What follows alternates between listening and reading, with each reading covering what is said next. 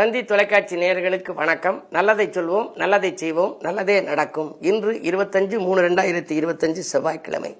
திருவோணம் நட்சத்திரம் இரவு 12:19 வரை, பிறகு அவிட்டம். இன்றைக்கு ஒரு அற்புதமான நாள்.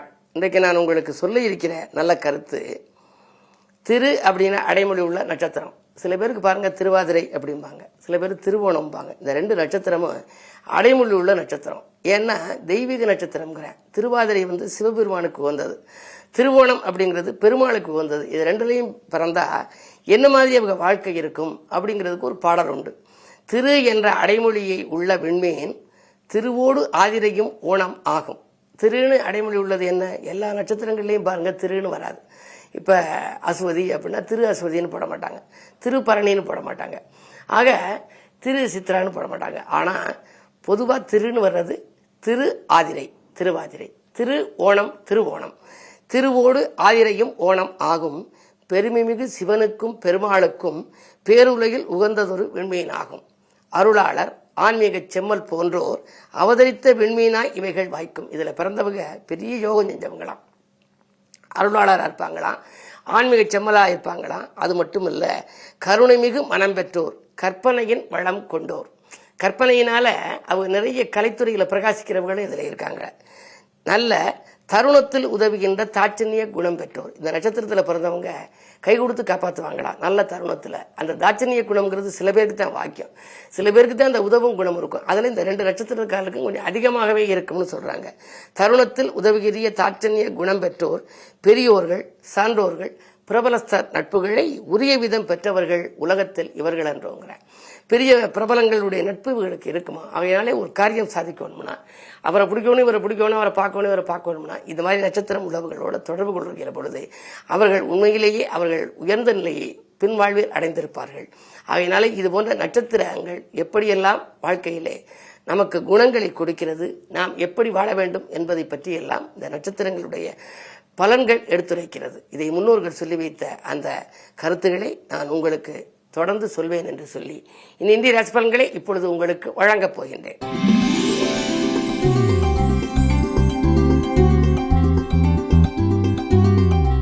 மேசராசி நேயர்களே, இன்று உங்களுக்கு ஒரு யோகமான நாள். தொட்டது துலங்கும் நாள், தொழில் முன்னேற்றம் ஏற்படும் நாள், குடும்பத்தில் உள்ளவர்களின் குறைகளை தீர்த்து மகிழ்ச்சி காண்பீர்கள். 12ஆம் இடத்திலே விரயஸ்தானத்திலே 4 கிரகங்கள். எனவே விரயங்கள் கொஞ்சம் அதிகமாக இருந்தாலும் நல்ல விரயமாகவே அமையும். வீண் விரயங்களிலிருந்து விடுபட வேண்டுமானால் சுப விரயங்களை நீங்கள் மேற்கொள்ள வேண்டும். வீட்டுக்கு தேவையான விலை உயர்ந்த பொருட்களை வாங்குவதில் கவனம் செலுத்தலாம், அல்லது குழந்தைகளுடைய கல்யாண கனவுகளை நனவாக்க சீர்வரிசை பொருட்கள் வாங்குவதிலே கவனம் செலுத்தலாம். இப்படியெல்லாம் செய்வதன் மூலமாக சுப விரயங்களை மேற்கொண்டால் வீண் விரயங்களிலிருந்து விடுபடலாம். இன்று மாலை நேரம் மகிழ்ச்சியான தகவல் உண்டு.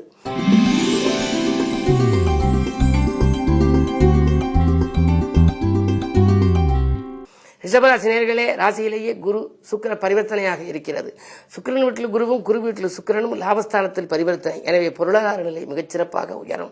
நேற்றைய பிரச்சனை இன்று நல்ல முடிவுக்கு வரும். நேசித்தவர்களோடு நீங்கள் இல்லம் தேடி வந்து அவர்கள் உங்களுக்கு நல்ல வழிகாட்டுவார்கள். அது மட்டுமல்ல, உத்தியோகத்தில் இருப்பவர்கள் சுயதொழில் தொடங்க வேண்டும் என்ற எண்ணத்தை நிறைவேறும் விதத்தில் விஆர்எஸ் பெற்றுக்கொண்டு வெளியில் வந்து ஏதாவது செய்யலாமா என்று சிந்திப்பார். அதே நேரம் அதற்கு நண்பர்களும் உறுதுணையாக இருப்பார்கள். எனவே இந்த நாள் பொருளாதாரத்திலும் சிறப்பான நாள். அதிகார பதவியில் உள்ளவர்களின் ஆதரவும் கிடைக்கின்ற நாள். இந்த நாள் நல்ல நாள்.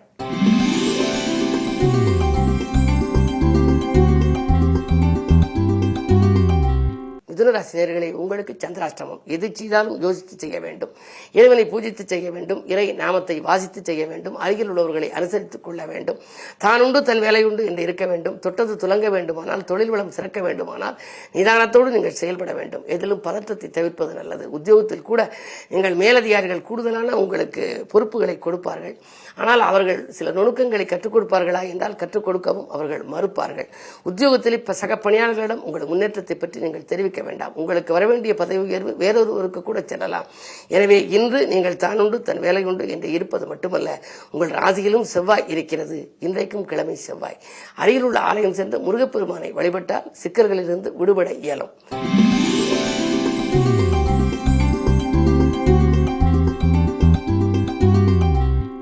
கடகராசி நேயர்களே, அஷ்டமத்து சனியின் ஆதிக்கம் ஒருபுறம் இருந்தாலும் கூட ராசிக்கு 2ஆம் இடத்துக்கு அதிபதியான சூரியன் 9ல் இருப்பதனாலே இன்று நீங்கள் பிரபலத்தின் சந்திப்பால் பெருமை அடைய போகின்றீர்கள். பிறருடைய உதவி உங்களுக்கு கிடைக்கும். கேட்ட இடத்தில் உதவிகள் கிடைக்கும். உத்தியோகத்தில் கூட உங்களுக்கு மறுக்கப்பட்ட சலுகைகள் கிடைக்கலாம். பிற இடத்திற்கு வேலைக்கு செல்லலாம், அயல்நாடு செல்லலாம் அல்லது அயல் மாநிலங்கள் செல்லலாம். அதற்காக முயற்சி எடுத்தோமே எதுவும் பதில் கிடைக்கவில்லையே என்று நினைத்தவர்களுக்கு இன்று நல்ல பதில் வரலாம். 12ஆம் இடத்திலே செவ்வாய். இடம்பூமி விற்பனையால் லாபம் உண்டு. பஞ்சாயத்துக்கள் சாதகமாக உங்களுக்கு முடியலாம். வாங்கல் கொடுக்கல்கள் சீராகவும் சிறப்பாகவும் இருக்கும். இந்த நாள் உங்களுக்கு நல்ல நாள்.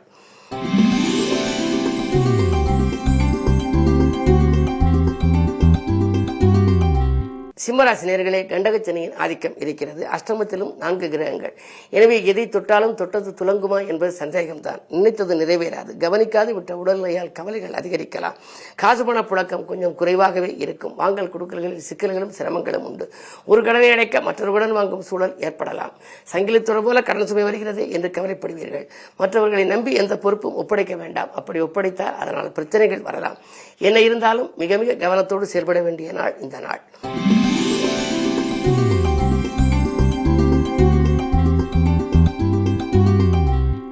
கன்னிராசி நேயர்களே, உங்களுக்கெல்லாம் ஆதாயம் கிடைக்கும் நாள். அனுசரித்து செல்வதன் மூலமாக ஆதாயம் உங்களுக்கு கிடைக்கும்.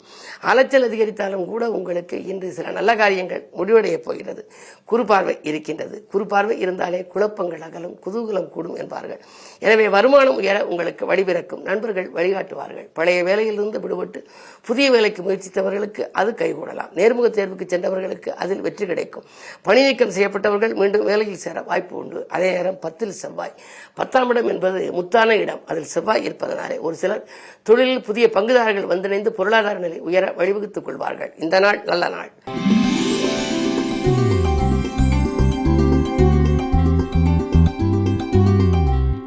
துலாம் ராசி நேயர்களே, அஷ்டமத்து குருவின் ஆதிக்கம் இருந்தாலும் கூட உங்களுக்கு 6ஆம் இடத்தில் ராகு இருக்கின்றார். எனவே நினைத்தது நிறைவேறும். நிகழ்கால தேவைகள் பூர்த்தியாகும். வீடு வாங்குவது கட்டுவது போன்றவற்றில் சிந்திப்பீர்கள். ஆதாயம் அதிகரிக்கின்ற நாள். அன்பு நண்பர்களின் ஆதரவோடு நல்ல வாய்ப்புகளை வரவழைத்துக் கொள்வீர்கள். பயணங்கள் உங்களுக்கு பலன் தருவதாக அமையும். பழைய வாகனங்களை கொடுத்துவிட்டு புதிய வாகனங்கள் வாங்குவதிலே நீங்கள் கவனம் செலுத்துவீர்கள். திட்டமிட்ட காரியங்கள் திட்டமிட்டபடியே நடைபெறும். இந்த நாள் நல்ல நாள்.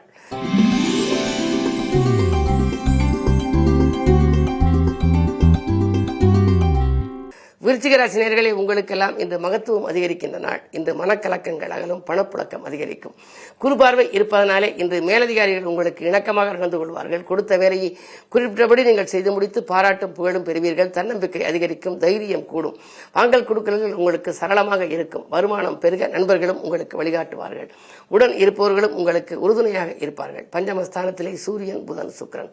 பிள்ளைகளுடைய எதிர்கால நலன் கருதி நீங்கள் எடுத்த முயற்சிகளிலும் வெற்றி கிடைக்கும். இந்த நாள் நல்ல நாள். இன்று முருகப்பெருமானை வழிபடுவது மேலும் முன்னேற்றத்தை வழங்கும்.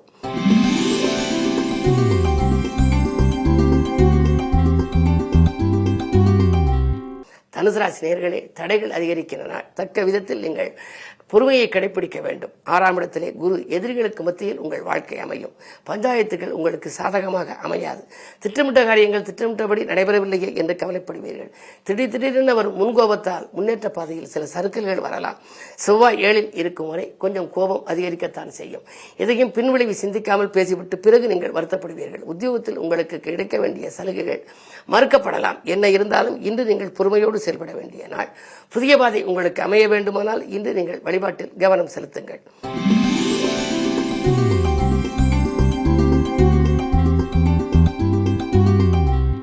மகர ராசி நேயர்களே, ராசியிலேயே சந்திரன் குரு பார்க்கின்றார். குருச்சந்திர யோகம் இருப்பதனாலே உத்தியோக முன்னேற்றம், தொழில் முன்னேற்றம் உண்டு. பெரிய மனிதர்கள் சந்திப்பால் பிரச்சனைகளிலிருந்து நீங்கள் விடுபடுவீர்கள். 2ல் சனி. கொடுத்த வாக்கை காப்பாற்றுவீர்கள். குடும்பத்திற்கு தேவையான அத்தியாவசிய பொருட்களை வாங்கி மகிழ்வீர்கள். பணப்புழக்கம் நன்றாக இருக்கும். இந்த நாள் நீங்கள் தொட்டது துலங்கும் நாள். தொழில் வளம் மேலோங்கும் நாள். இந்த நாள் நல்ல நாள்.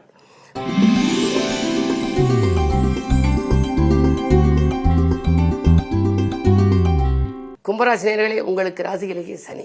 ராசியில் சனி இருக்கின்ற பொழுது யோசிக்காது செய்த காரியங்களில் கூட வெற்றி கிடைக்கும். ஆரோக்கியம் சீராகி ஆனந்தப்படுத்தும். சொந்த வீட்டில் சனி இருப்பதனாலே நீங்கள் கவலைப்பட வேண்டியதில்லை.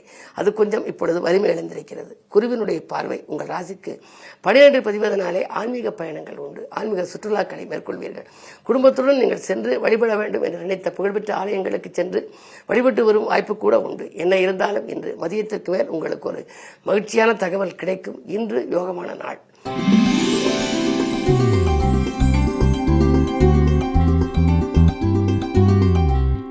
மீனராசி நேயர்களே, கூட்டுக்கிரக யோகத்தால் இன்று நன்மைகள் நடைபெறும் நாள்.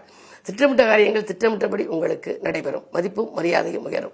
பொருளாதார பற்றாக்குறை அகலும். பூமி வாங்கி மகிழும் யோகம் உண்டு. கட்டிய வீட்டை விட்டுவிட்டோமே, புதிய வீடு வாங்குவோமா என்று சிந்தித்தவர்களுக்கு அது வாங்கும் யோகம் உண்டு. பிள்ளைகளால் ஏற்பட்ட பிரச்சனை அகலும். பிள்ளைகள் உங்கள் சொற்படி கேட்டு நடக்க முன் வருவார்கள். அயல்நாட்டிலிருந்து வரும் அழைப்புகளை கூட ஏற்றுக்கொள்ளலாமா என்று சிந்திப்பீர்கள். இந்த நாள் நல்ல நாள். மேலும் விவரங்கள் அறிய தினத்தந்தி படியுங்கள்.